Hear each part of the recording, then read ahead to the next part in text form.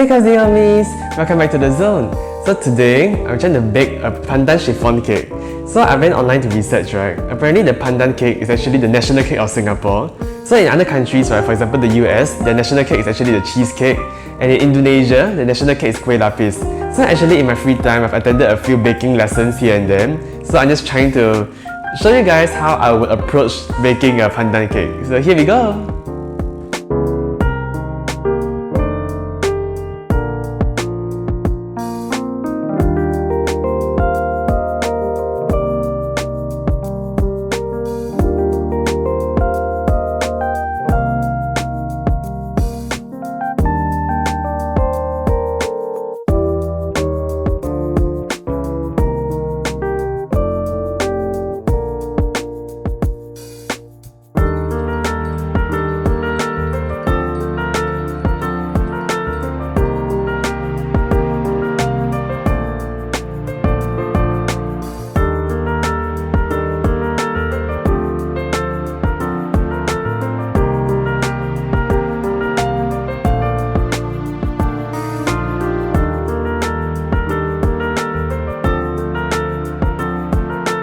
Okay, so for the base, I'll be adding the egg yolks first. So there are 3 egg yolks over here. Next, we have custard sugar.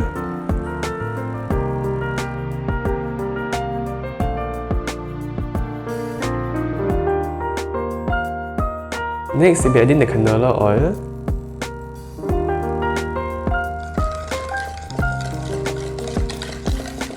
So one interesting thing about the pandan cake, right, is actually the base doesn't require any butter, which is very common for like most typical cakes. Without using butter, right, the cake will be less dense and it's lighter and more airy. Next, we'll be adding the pandan juice.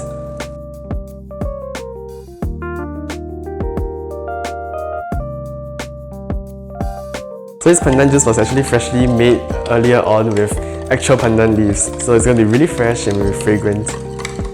Lastly, we'll be adding the self-raising flour.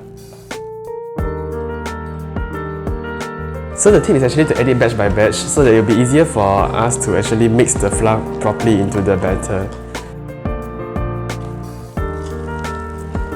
Yeah, so it's getting more and more gooey. I really love the consistency right now. So I just mix a little bit more to make sure that all the flour particles are evenly mixed into the batter. So for the meringue, we will actually just be using 3 ingredients: custard sugar, egg white, as well as cream of tartar.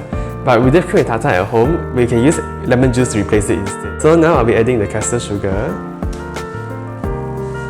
And I'll be adding the egg whites. Before we actually start mixing, right, it's better for us to actually just use this, just to give it a quick stir first before I just start the blending. So when you see the sugar is almost dissolved fully, you can actually start blending. So I'll go with speed 1, the slowest speed first. Okay, when you see the mixture is actually white and frothy with a lot of bubbles, it's time for us to add the cream of tartar or lemon juice. So we only need a little bit, it's about 1/8 of a teaspoon. So I'll just add a little bit inside. Okay, we're going to beat it into soft peaks and I'll show you guys what a soft peak looks like. Okay, let's go. So every once in a while we have to check to make sure we didn't overbeat. So as you can see, this is still very liquidy, it means it's not yet ready. So we can continue beating.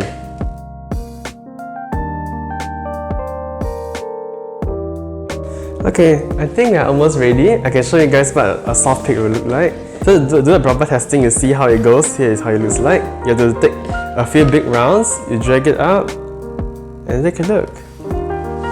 Yeah, I guess this is a bit slightly overbeaten. This will be considered a medium peak, but it still works perfectly fine. Okay, so now I'll share with everyone how I'm going to do the folding method. So essentially what we're going to do, right, is we're going to split our meringue into 3 bits, and we're going to fold everything 1/3 at a time. So I'll be adding the egg whites into the batter earlier on, and we'll be doing something called the J fold. So I'm not really very good at this, but essentially you write a letter J every time you do a fold. Yeah, and we just mix it in.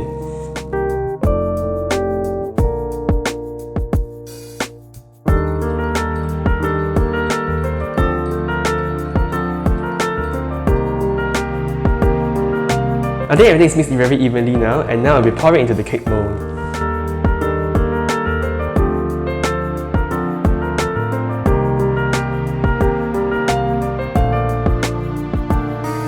Okay, and the final step before sending this to the oven, you have to hit it a few times. Yeah, so this is to even out the entire batter and also to make sure that the air bubbles rise to the surface, so it will be even and smooth inside completely. Okay, I think it's time to send this to the oven.